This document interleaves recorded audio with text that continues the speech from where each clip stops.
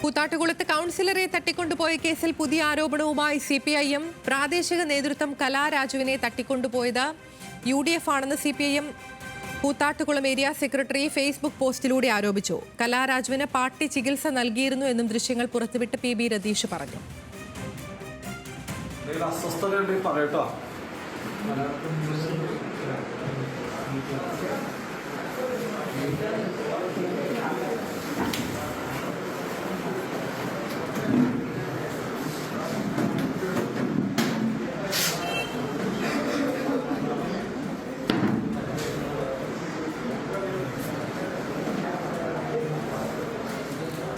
സഹിൻ ആന്റണി ഉണ്ട്. സഹിൻ, വിവരങ്ങൾ. അതിന് കൂത്താട്ടുകുളം നഗരസഭയിൽ ഇന്നലെ നാടകീയമായ രംഗങ്ങൾക്കായിരുന്നു നഗരസഭ വേദിയായി മാറിയത്. അവിശ്വാസ പ്രമേയം ചെയർമാനെതിരെയും വൈസ് ചെയർമാനെതിരെയും ഉയർന്നു വന്നിരുന്നു.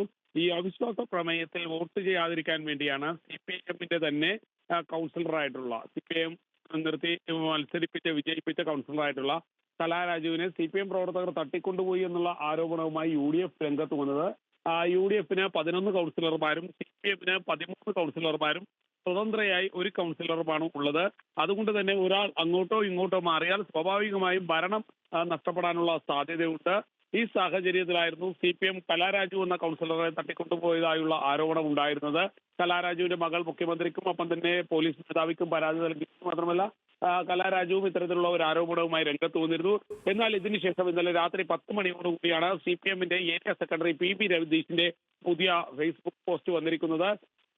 അദ്ദേഹം പറയുന്നത് കലാരാജുവിനെ ആരും തട്ടിക്കൊണ്ടുപോയിട്ടില്ല. മറ്റ് കൗൺസിലർമാരോടൊപ്പം കലാരാജു ബഹിഷ്കരിച്ചുകൊണ്ട്, അതായത് അവിശ്വാസ പ്രമേയം ബഹിഷ്കരിച്ചുകൊണ്ട് CPIM-ന്റെ കൂത്താട്ടുകുളം ഏരിയ കമ്മിറ്റി ഓഫീസിൽ വന്നു എന്നുള്ളതാണ് PB രതീഷിന്റെ ആരോപണം. അദ്ദേഹം പറയുന്നത് കലാരാജുവിനെ UDF വഴിതിരിച്ചുവിടാൻ ശ്രമിക്കുന്നു എന്നുള്ള കാര്യവും അദ്ദേഹം ഫേസ്ബുക്ക് പോസ്റ്റിൽ കുറിക്കുന്നുണ്ട്. മാത്രമല്ല കലാരാജുവിന് CPIM വൈദ്യ ചികിത്സ അടക്കം നൽകിയിരുന്നു. അതിന്റെ ദൃശ്യങ്ങളും ഫേസ്ബുക്ക് പോസ്റ്റിലൂടെ അദ്ദേഹം പുറത്തുവിട്ടിട്ടുണ്ട്.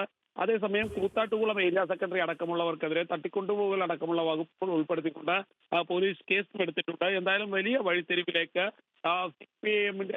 കൂത്താട്ടുകുളം തട്ടിക്കൊണ്ടുപോകൽ കേസ് മാറുന്നു എന്നുള്ളതാണ് ഈ ഘട്ടത്തിൽ മനസ്സിലാക്കേണ്ടത്. ആതിര, സഹിൻ ഇപ്പൊ സൂചിപ്പിച്ചതുപോലെ ഏകദേശം 45 പേർക്കെതിരെ ഈ വിഷയത്തിൽ കേസെടുത്തിട്ടുണ്ട്. ഇത് പോലീസ് നടപടി എങ്ങനെയാണ് മുന്നോട്ട് പോകുന്നത്?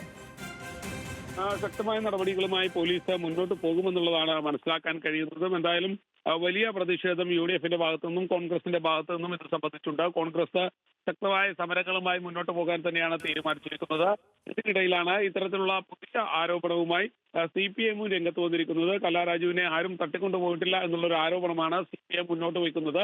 അത് സംബന്ധിച്ചുള്ള ദൃശ്യങ്ങളാണ് CPIM പുറത്തുവിട്ടിരിക്കുന്നത്. മാതിര, ശരി, സഹിൻ ആന്റണിയാണ് വിശദാംശങ്ങൾ നൽകിയത്.